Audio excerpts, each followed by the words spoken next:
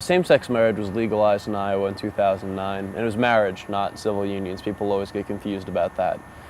But in 2010, in the midterm elections, Iowans elected into office a conservative majority in the Iowa House. Democrats held on to the Senate.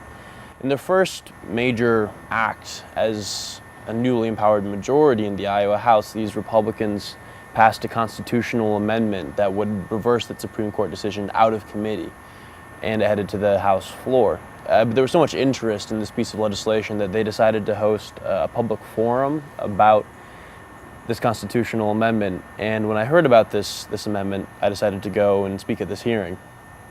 And unbeknownst to me, my remarks that evening were filmed and then put online. At that point, they proceeded to go viral. And that video has now received almost 20 million hits on YouTube, was the most watched clip, political clip of 2011. Kind of the last argument, the last aspect of this discussion that we were still waiting to have when I spoke was this question of how does it affect the kids? And so there was certainly that timing aspect to it. You know, I happened to be in the right place at the right time.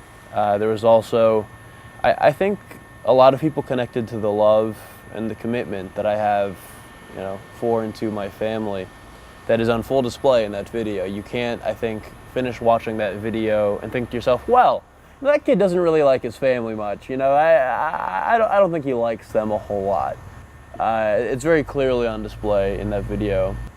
Over the next 2 hours, I'm sure we're going to hear plenty of testimony about how damaging having gay parents is on kids.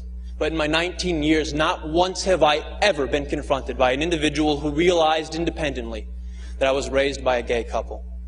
And you know why? Because the sexual orientation of my parents has had zero effect on the content of my character. Thank you very much.